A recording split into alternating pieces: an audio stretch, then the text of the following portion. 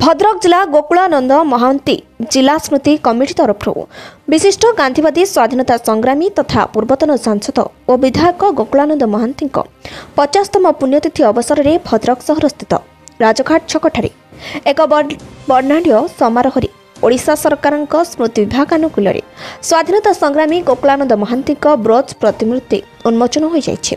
प्रथम सकाल 7:30 कुआस बासभवन स्थित समाधि पीठ में पुष्पमाल्य अर्पण पर प्रतिमूर्ति उन्मोचन समारोह अनुष्ठित हो जाइए। यह कार्यक्रम में मुख्य अतिथि भाव जोगदे राज्य बीजेपी सभापति श्रीजुक्त मनमोहन सामल, वरेण्य अतिथि भाव भद्रक विधायक सीतांशु शेखर महापात्र, भद्रक जिलापाल श्रीजुक्त दिलीप राउतराय, वरेण्य वक्ता कार्यनिर्वाही संपादक विरूपाक्ष त्रिपाठी, संयोजक गांधी शांति प्रतिष्ठा डॉक्टर विश्वजित सहित अन्य अतिथि माने जोगदेता बेले ଏହି ସମାରୋହରେ ସ୍ୱାଧୀନତା ସଂଗ୍ରାମୀ ମାନନୀୟ ବ୍ରଜକିଶୋର ରାଉତ, କୃପାସିନ୍ଧୁ ମହାନ୍ତି ଓ ଶିଳ୍ପୀ ଜୟନ୍ତ କୁମାର ଦାସ ମହୋଦୟଙ୍କୁ ଏହି ସଭାରେ ସମ୍ମାନିତ କରାଯାଇଥିଲା। ଉକ୍ତ ସଭା ଶେଷରେ ଗାନ୍ଧୀବାଦୀ ଗୋକୁଳାନନ୍ଦ ମହାନ୍ତିଙ୍କ ଉଦ୍ଦେଶ୍ୟରେ ସମର୍ପିତ ସ୍ମୃତି ଅର୍ଘ୍ୟ ମରଣଜୟୀ ଗୋକୁଳାନନ୍ଦ ପୁସ୍ତକ ସଭାରେ ଉପସ୍ଥିତ ଅତିଥିମାନଙ୍କ ଦ୍ୱାରା ଉନ୍ମୋଚନ କରାଯାଇଥିଲା।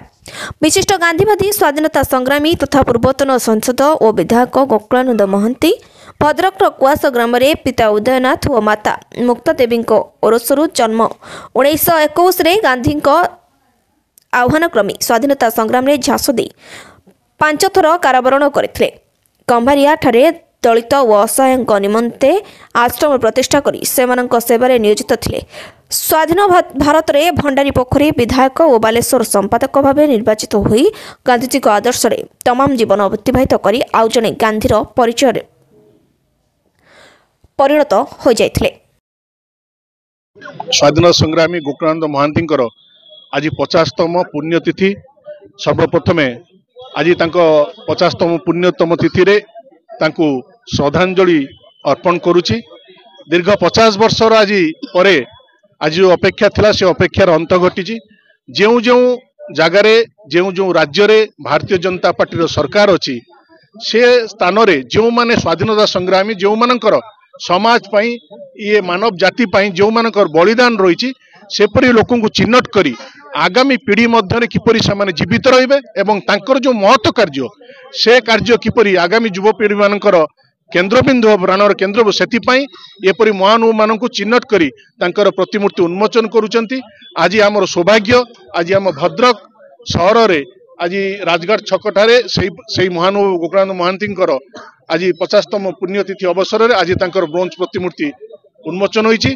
निश्चित आगामी दिन में ये प्रतिमूर्ति केवल भद्रक नुहे सारा ओडिशार युवपीढ़ी मानू प्रेरणा जोगेब एपरी महत्व कार्य करने। स्वाधीनता संग्रामी पूर्वतन सांसद गोकुलानंद महांती आम समस्त प्रेरणार केन्द्रबिंदु एवं देश जाति जड़े देशभक्त राष्ट्रभक्त भाव विषय कौन आलोचना अधिक दरकार नहीं। से निजर परिचय निजे सृष्टि करते एवं गोटे संग्रामी जीवन संघर्षमय जीवन सी अतिक्रांत करते निज जीवन जौवन समाज देते। आज 50तम श्राद्धवार्षिक प्रतिमूर्ति उन्मोचन आम समस्त भद्रकवासी ओडावासी गोटे प्रेरणार केन्द्र निश्चित युवपीढ़ी से शिक्षा नवा उचित से जो व्रत भाव समाज सेवा को देश सेवा को ग्रहण करते देश मातृकार लड़ाई करते एवं निष्ठापर कार्य करते सेवा साधारण लोक सेवा करिवार जो मनोवृत्ति एवं जन देशभक्त राष्ट्रभक्त भाव समस्ते शिक्षा ग्रहण करना उचित।